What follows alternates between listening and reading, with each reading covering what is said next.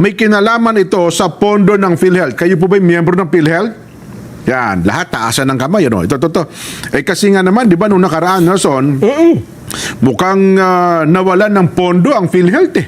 Oo nga. Nawalan, in a sense na inilipat sa ibang ahensya ng pamahalaan. At ito po inilipat sa National Treasury. Ang kanya pong panawagan, para ho ito'y mabantayan na nating mabuti, magkaroon na raw ho tayo ng agarang reforma para tugunan ang kakulangan sa pondo na nagpapahina po. Meron tayong bagong batas eh. Yun yung Universal Healthcare Act. Nagkaroon daw po siya ng privilege speech at sinusulong niya ipasa ang Senate Bill 1662 o PhilHealth Automatic Funding Act upang maging automatiko ang paglalabas ng pondo at magkaroon daw po ng transparency.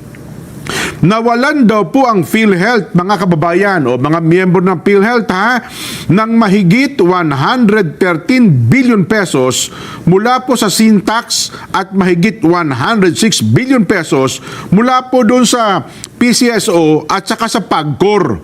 Yun, dapat doon napunta yun eh.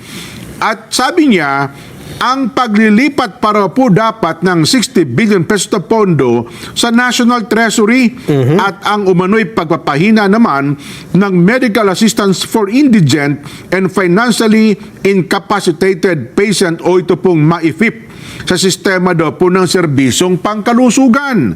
Yan. Ang panawagan po ni Senadora Loren Legarda, i-phase out na po ang MAIFIP at ilipat po ang pondo nito sa PhilHealth. Ilagay na po ito sa PhilHealth. Upang matiyak na sapat, malinaw at agarang serbisyong pangkalusugan para po sa publiko. Pwede naman kasi, di ba? Diretso nyo na doon eh. Yes. Bakit pa kasi gumagawa pa tayo ng kung ano-ano? Tapos ipapaubaya natin sa mga politiko, Nelson. Oo. Di political patronage na naman ito. Yes. Kung ito po'y nasa PhilHealth, di direkta, alam nung tao, may karapatan siya sapagkat nagko-contribute tayo doon, Nelson. Tama. Oho.